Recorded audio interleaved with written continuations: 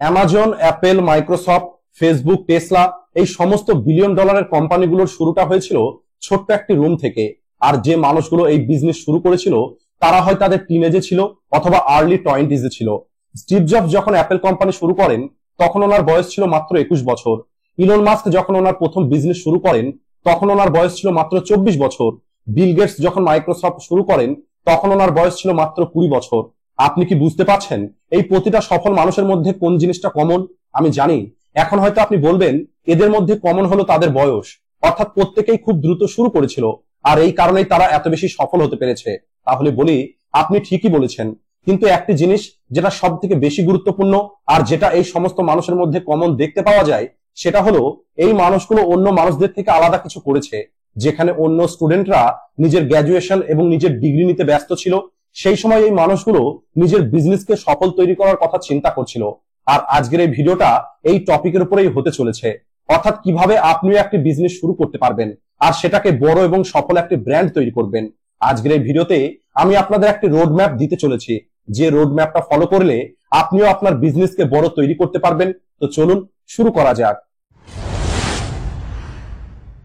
আপনার সঙ্গে অনেকবার নিশ্চয়ই এমনটা হয়েছে যে হঠাৎ করে আপনার ব্রেনে এমন একটি বিজনেস আইডিয়া চলে এসেছে যেটা সম্পর্কে চিন্তা করে আপনার মনে হয়েছে এই আইডিয়াটা আমাকে অনেক বেশি টাকা রোজগার করে দিতে পারে, কিন্তু কোথাও না কোথাও আপনার ভিতরে একটি সন্দেহ থাকে যে জানি না আমার এই বিজনেসটা সফল হবে কিনা। তাহলে বলি এই কথাটাকে ইনসিওর করার জন্য, অর্থাৎ আপনার বিজনেসটা সাকসেস হবে কি হবে না সেখানে প্রবলেম ভ্যালু প্রপোজিশন সব থেকে বেশি গুরুত্ব রাখে।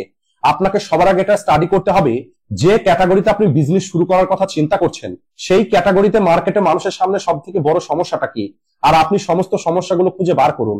আর এরপরে ওই সমস্যাগুলোর যতগুলো সম্ভব ততগুলো সমাধান খুঁজে বার করুন।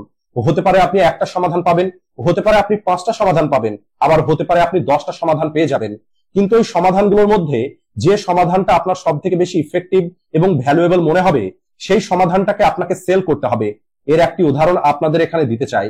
যখন 2019 সালে কোভিড-19 শুরু হয় তখন মানুষের কাছে ওয়ার্ক ফ্রম হোম করা ছাড়া অন্য কোনো উপায় ছিল না, কারণ লকডাউনের কারণে দেশের সমস্ত অফিস, স্কুল, ইন্ডাস্ট্রি সবকিছু বন্ধ করে দেওয়া হয়েছিল। মানুষ অন্য মানুষের সঙ্গে দেখা করা তো দূরের কথা, নিজের বাড়ির বাইরে পর্যন্ত বেরোতে পছন্দ করতো না। আর সেখানে এই সমস্যার সমাধানের জন্য জুম কোম্পানি একটি সমাধান নিয়ে আসে। যদি আপনি না জানেন জুম কি, তাহলে বলি এটা হলো এমন একটি সফটওয়্যার যে সফটওয়্যারের মাধ্যমে আপনি যে কোনো সেমিনার অ্যাটেন্ড করতে পারবেন, অনলাইন ক্লাস নিতে পারবেন, ভিডিও কল করতে পারবেন, এমনই আরো অনেক অপশন আপনি এই সফটওয়্যারের মধ্যে পেয়ে যাবেন। জুম এই কোভিড-19 কে একটা অপরচুনিটি হিসেবে দেখে আর দেখতে দেখতে 50%-এরও বেশি ভিডিও কনফারেন্সিং মার্কেট ক্যাপচার করে নেয়। আর 2023 সালে zoom company $4.5 million revenue generate করে।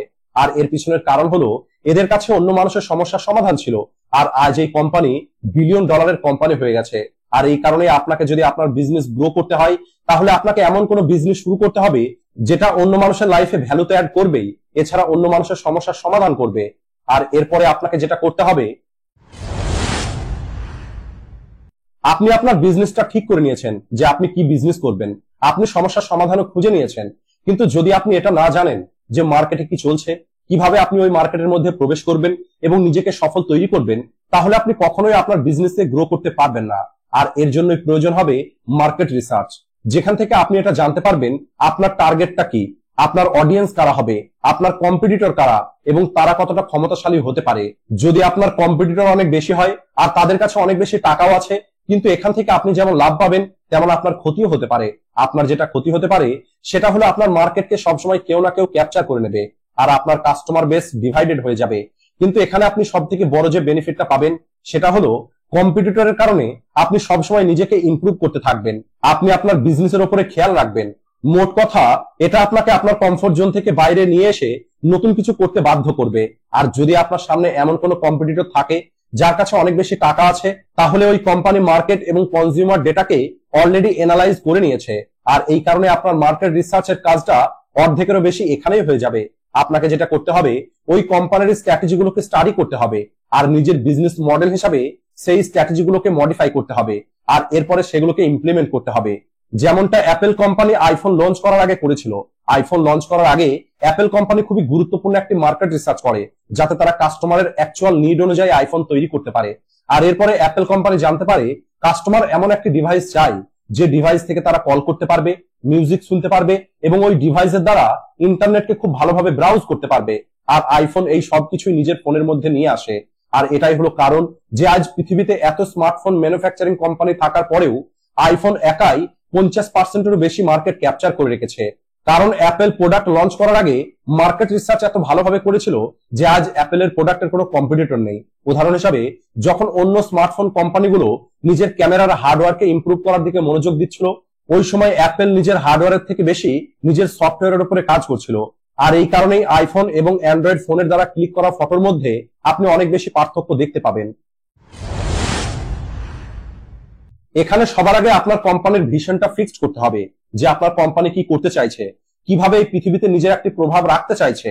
এরপরে আপনাকে যেটা ঠিক করতে হবে সেটা হলো আপনার টার্গেট অডিয়েন্স কারা হবে, যেটা আপনি আপনার মার্কেট রিসার্চ থেকেই জানতে পারবেন।